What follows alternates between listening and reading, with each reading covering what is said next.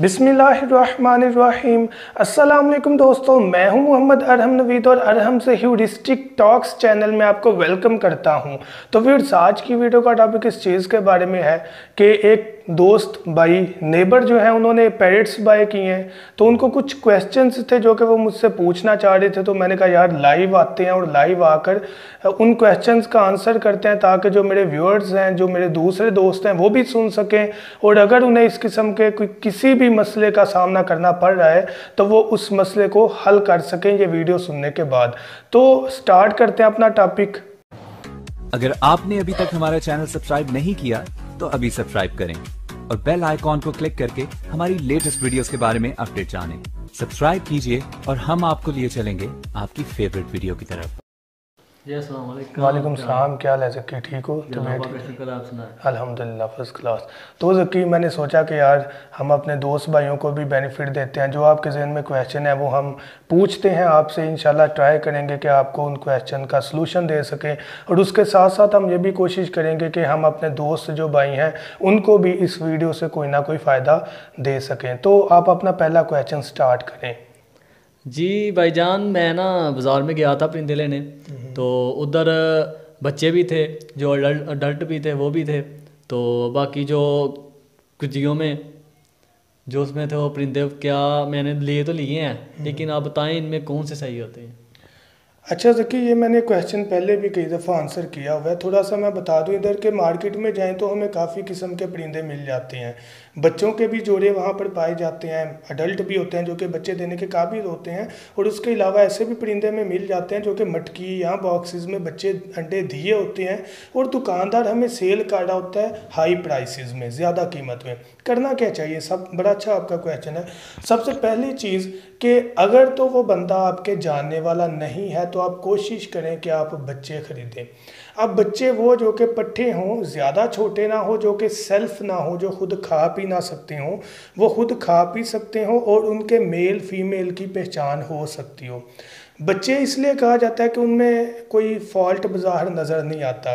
वैसे तो कुदरत बेहतर जानती है कि किस में क्या फ़ॉल्ट है क्या नहीं, लेकिन बाज़ार ये होता है कि बच्चे जो होते हैं उनमें कोई फ़ॉल्ट नहीं होता। और ये चीज़ आपको ज़की मैं क्लियर कर दूं कि जो अडल्ट होते हैं मोस्टली वही मार्केट में आते हैं जो ख़राब पीस हो जाते हैं। अब ये देखें कि मेरा अगर कोई पेड़ ब्रीड कर रहा है तो वो मैं क्यों सेल करने जाऊंगा? जब वो पेड़ मुझे अंडे बच्चे दे रहा है तो मैं कभी उसे सेल नहीं करूंगा। सेल मैं उसे करूंगा जो मेरे पास नकार है, जो किसी भी काम का नहीं है। तो अमूमन मार्केट में ऐसे पेड़ पाए जाते हैं। वैसे तो दुकानदार जो होता है वो खुद भी नहीं जानता, क्योंकि हमारे जैसे लोग आके उन्हें सेल कर जाते हैं कि ये ब्रीड नहीं कर रहे, पेड़ नहीं लग रहा। तो डेफिनेटली कोई ना कोई इशू होता है तो पेड़ नहीं लग रहा होता। ऐसा भी हो सकता है माहौल पसंद नहीं आ रहा होता है, एक दूसरे को पेयरिंग पसंद नहीं कर रहे होते। लेकिन मोस्टली ऐसा ज़की होता है कि पेड़ जो होता है उसमें कोई इशू होता है, इसलिए वो सेल कर जाते हैं। तो आपने भी व्यूअर्स ये चीज़ ध्यान में रखनी है। कोशिश करें, अगर बंदा अनजान है, आप उसे जानते नहीं हैं, तो आप पट्ठे खरीदें, बच्चे खरीदें जो सेल्फ हों। और अगर आपका कोई जानने वाला है तो आप उससे फिर अपनी पसंद का पेड़ अडल्ट उठाएँ। ऐसा नहीं कि वो कहे कि ये पेड़ उठा लें। तो आप कोशिश करें कि आप अपनी पसंद का मेल और फीमेल को उठाएं, तो वो भी बेहतर है। अगर आपका कोई जानने वाला है जो आपको धोखा नहीं दे सकता तो आप पेड़ फिर अडल्ट ख़रीद लें, कोई इशू नहीं है। अब बात करते हैं तीसरी किस्म जो आपने बात की थी कि जिन्होंने एग्स दिए हों, बच्चे दिए हों। तो ज़की याद रखना कि जब भी ऑस्ट्रेलियन पैरेट के जो बच्चे या अंडे मटकी में दिए हों वो हम उठा कर घर ले आएँ तो ना मादी उसको फीड करवाएगी ना एग्स के ऊपर बैठेगी। वो जस्ट इसलिए लाकर वहाँ मार्केट में रख देते हैं ताकि उन्हें ज़्यादा पैसे मिल सकें। अब अंडे बच्चे देखकर कोई भी अनजान बंदा जो है वो ज़्यादा पैसे दे के ख़रीद लेगा, लेकिन उसे क्या पता कि घर जाकर मादी ने अंडों पर बैठना ही नहीं। तो आपने ऐसे नुकसान से बचना है। आपने कोशिश करनी है अनजान बंदे से पट्ठे खरीदें, जानने वाले बंदे से अडल्ट खरीद लें। और हरगिज़ ब्रीड की हुई अंडे या बच्चे दिए हुए पेड़ को कभी ना खरीदें, क्योंकि वो ज़ाया जाएगा आपका। हाँ, इसमें 10-15% चांसेस हो सकते हैं अगर आप पिंजरे के साथ ही पेड़ खरीद के लाएं, लेकिन वो भी मटकी में नहीं जाएगी मादी अगर उसने अंडे दिए हुए। तो आपने अडल्ट अगर लेना है तो वो अंडों या ब्रीड की हुई वाला पेड़ ना खरीदें। आप नेक्स्ट क्वेश्चन करें जो आपके जहन में। आपको इसकी समझ आ गई ना सारी? जी मुझे पता लग गया। नेक्स्ट क्वेश्चन करें आप। जी भाईजान, मैं आपसे पूछना चाहता हूँ कि सर्दियों में जो परिंदे होते हैं क्यों इतने ज़्यादा मरते हैं, आप इनकी क्या केयर करनी चाहिए, हमें ये थोड़ा सा बता दें। हाँ जी, ये अभी सर्दियाँ आ रही हैं, बड़ा अच्छा क्वेश्चन है। मैंने वीडियो क्रिएट की हुई है इस बारे में, लेकिन डिटेल वीडियो थोड़ी सी बता देता हूँ कि सर्दी में सबसे ज़्यादा जानवर मरते हैं। परिंदे जो हैं वो सबसे ज़्यादा इसलिए मरते हैं क्योंकि सर्दी खुश्क होती है, जो स्टार्टिंग सर्दी होती है, हवा चल रही होती है, वो फ़ौरन अटैक करती है जिससे हमारे परिंदे मर जाते हैं।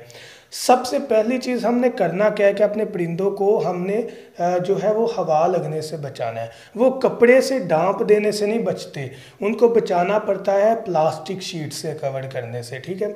अगर तो आपका पिंजरा बड़े साइज़ का तो आप कोशिश करें प्लास्टिक शीट के साथ साथ आप उसके अंदर बल्ब का भी इस्तेमाल करें। वीडियो 28 नंबर मुकम्मल डिटेल अपलोड है व्यूअर्स आपके लिए। 28 नंबर वीडियोज़ में मुकम्मल डिटेल अपलोड है कि हमने किस तरह बल्ब लगाना है, कैसे लगाना है, कितने टाइम के लिए लगाना है, तो उसमें आपको डिटेल मिल जाएगी।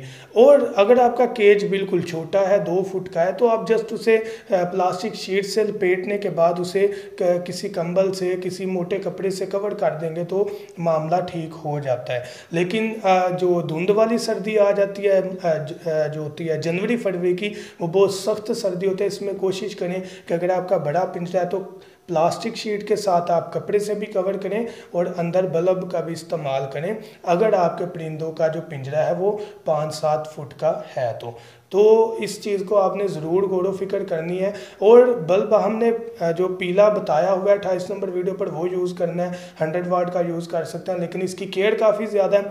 ज़्यादा अगर इस्तेमाल हो जाएगा तो उससे सफोकेशन हो जाएगी, दम घुट जाएगा, परिंदे मर सकते हैं और उसके अलावा आग लग सकती है। अगर आपके पास छोटा पिंजरा होगा और आप केयर नहीं करेंगे तो मुसलसल बल्ब ऑन रहने से आग लग सकती है। तो केयर भी है वो आप 28 नंबर वीडियो में सुने, आपको डिटेल आंसर मिल जाएगा। ये क्लियर हो गया आपका?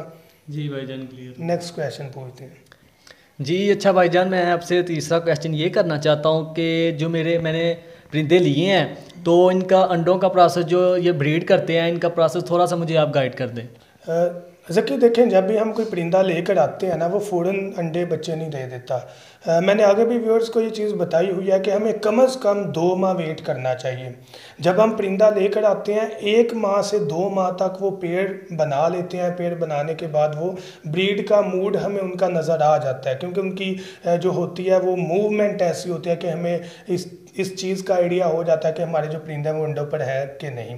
तो आपको कम से कम 2 माह वेट करना चाहिए। 2 माह के बाद आप बताएं कि उनकी क्या प्रोग्रेस है। अगर तो पेड़ लग चुका है तो फिर वेल एंड गुड, फिर ठीक है, प्रोसेस सही चल रहा है। अगर आपके पैरेट्स का पेड़ ही नहीं लगा तो हमें मेल या फीमेल में से कोई एक को चेंज करना पड़ेगा। अब मेल फीमेल में से हमें किसे चेंज करना पड़ेगा, ये हमें इस चीज़ से पता चलेगा कि जब हम देखेंगे हमें आइडिया हो जाएगा कि एक्टिव कौन है।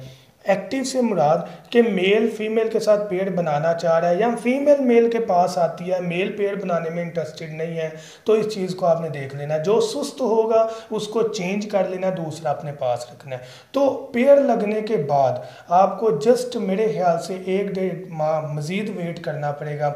मैक्सिमम 3 मंथ्स आप देखें, आपको इंशाल्लाह जो है वो ब्रीड लाजमी मिल जाएगी। अगर किसी सूरत में 3 माह तक आपको ब्रीड नहीं मिलती, एग्स का कोई भी आपको सिनेरियो नज़र नहीं आ रहा, पेयरिंग तो हो गई है लेकिन आगे कोई प्रोसेस नहीं चल रहा, तो आप फिर भी पेयर जो है वो चेंज कर सकते हैं। आपको आइडिया हो जाएगा कि यार मेल जो है वो ब्रीड करना चाह रहा है, वो एक्टिव है, वो चाहता है कि ब्रीड हो लेकिन फीमेल उसे मारती है, या फीमेल जो है वो ब्रीड करना चाह रही है, मेल अग्रेसिव नहीं है, तो आपको इस चीज़ का आइडिया हो जाएगा तो आप वो चेंज कर सकते हैं।